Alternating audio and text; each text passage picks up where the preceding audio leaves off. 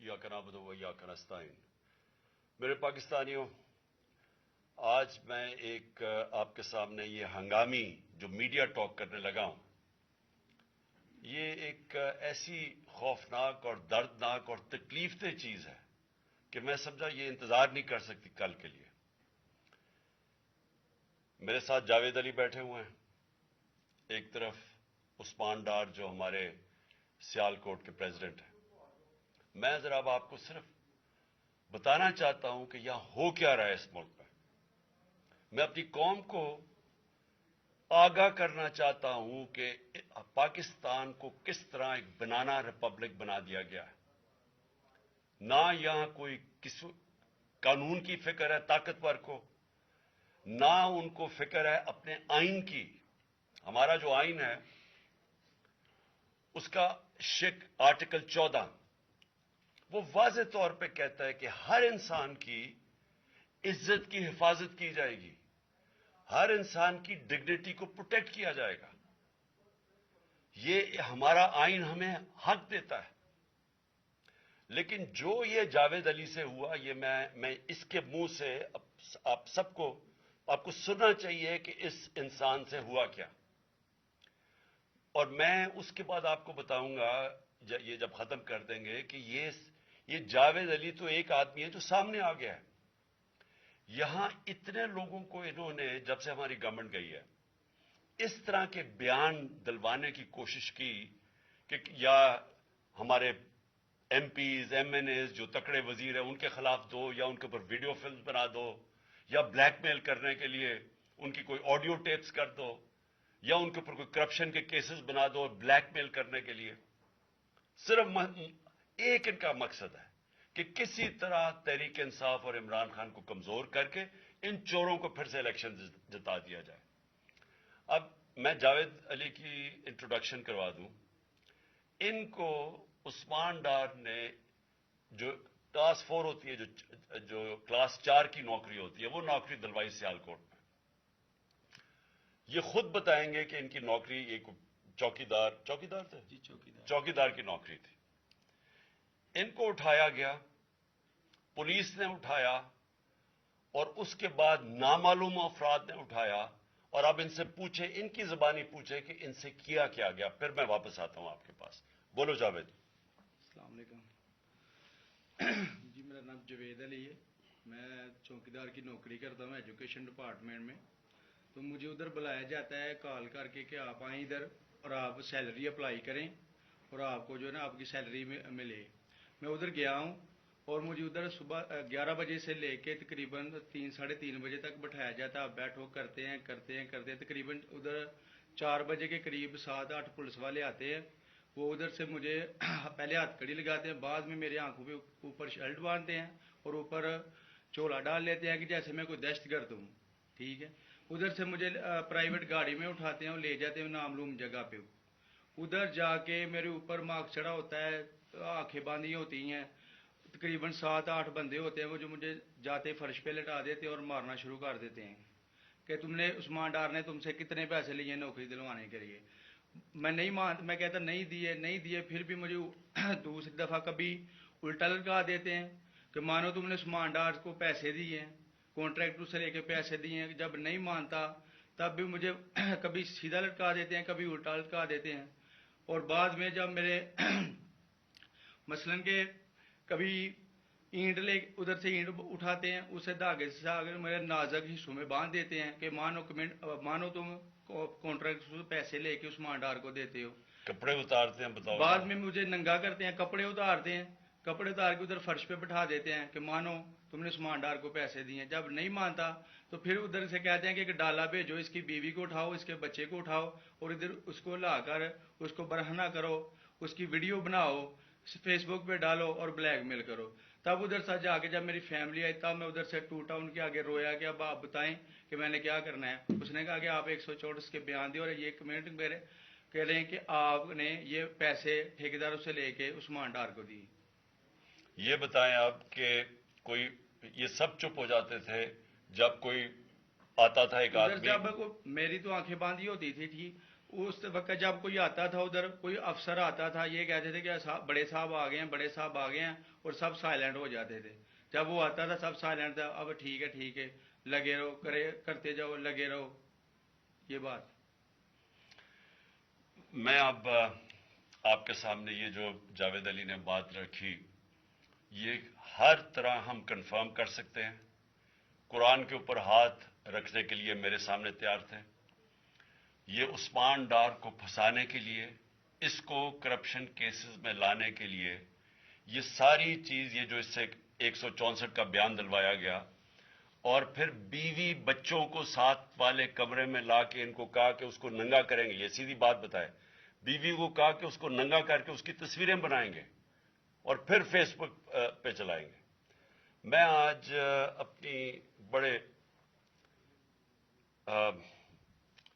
Respect سے، میں اپنی عدلیہ سے، میں اپنی چیف جسٹس صاحب سے کہنا چاہتا ہوں کہ دیکھیں، میں اب سے نہیں، جب سے ہماری حکومت گئی ہے، میں تب سے کہتا رہا ہوں کہ ہمارے بنیادی حقوق کی حفاظت کون کرے گا.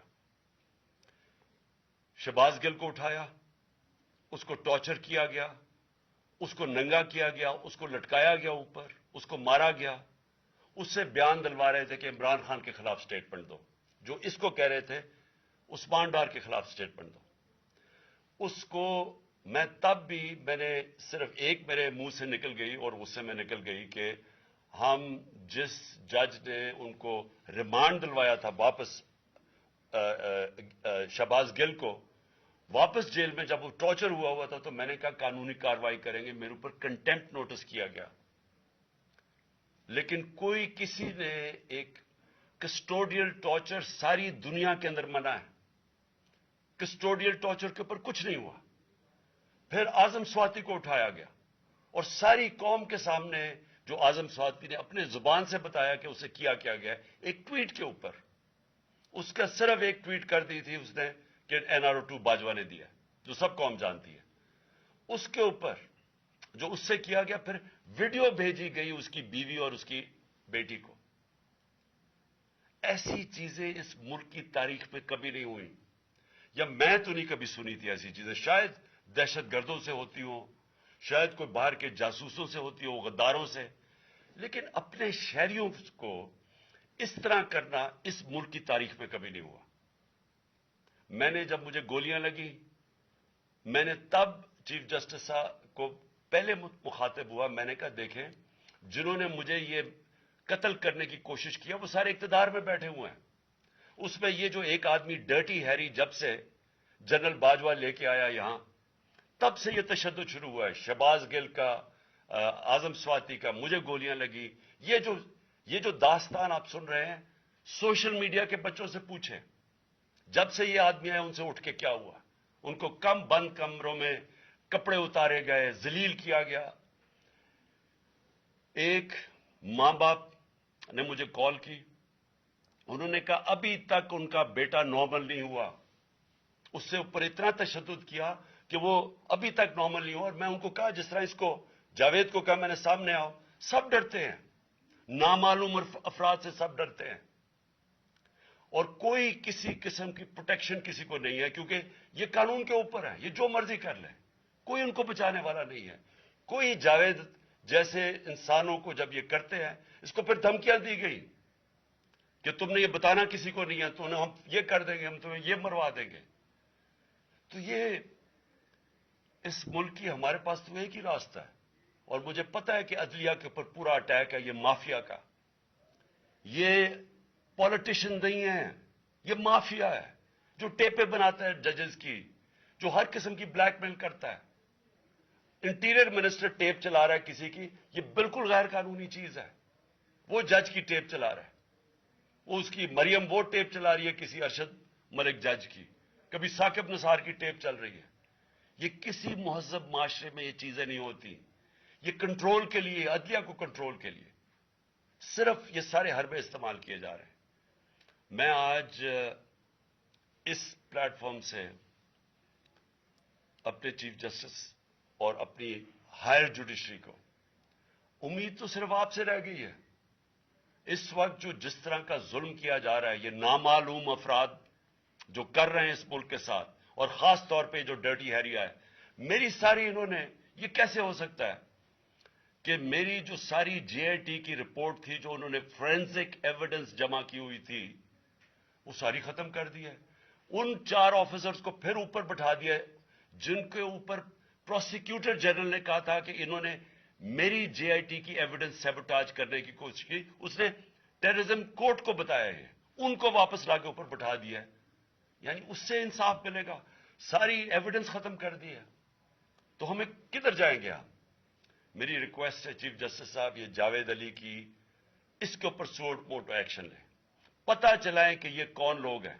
اور اوپر سے اس نے نامعلوم افراد نے اس سے سنا کہتے ہوئے کہ پولیس کے اوپر سارا الزام لگانا، پولیس کو پنچنگ بیگ بنانا، اور کچھ نہ کہنا، نہیں تو اب تمہیں یہ کر دیں گے، مار دیں گے. دیکھیں جی، وقت آ گیا ہے. میں اپنی جوڈیشری سے یہ کہنا چاہتا ہوں کہ یہ جو بھی آپ کا سب سے بڑی جوڈیشری کی سب سے بڑی ذمہ داری ہمارے بنیادی حقوق کی حفاظت کرنا ہے.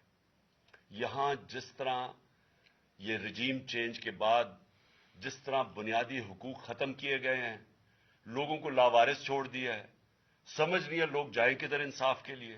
ہم نے پرامن احتجاج جیل بھرو تحریک شروع کی.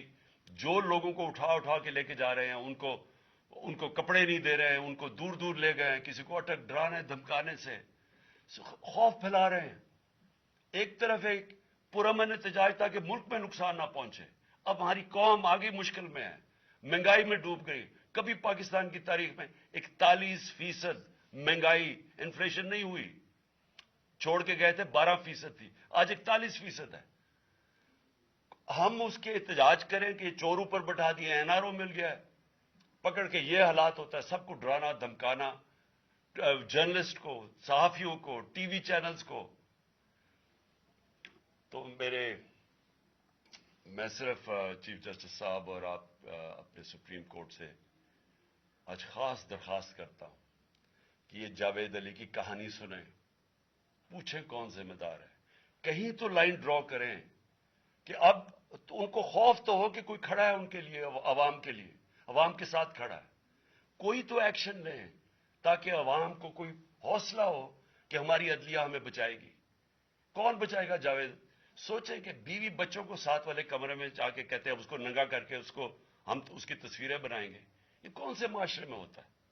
یہ کون؟ یہ کوئی غدار ہے؟ کوئی ایک چوکی دار کی کلاس 4 کی نوکری کر رہا ہے، اس سے اٹھا کے یہ کیا ہے کہ جی اس کے خلاف ایویڈنس دے کہ وہ دیکھیے جی کتنا آپ نے اس کے لیے کتنی، پتہ نہیں کدھر سے اس نے کلاس 4 کے چوکی دار نے پتہ نہیں کیسے پیسے بنا کے دینے تھے اس کو. لیکن کوئی ایویڈنس مل جائے تاکہ کسی طرح تحریک انصاف کا جو سیال کوٹ کا ہمارا ڈسٹرکٹ کا پریزیڈنٹ ہے، اس کو کسی طرح گندا کیا جائے اور اس کو کسی طرح نااہل کیا جائے، کسی طرح اینٹی کرپشن میں آ جائے.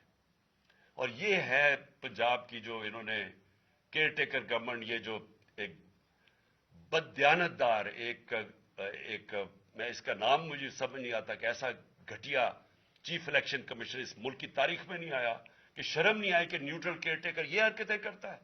یہ نیوٹرل کیئر ٹیکر کے نیچے ہو رہا ہے.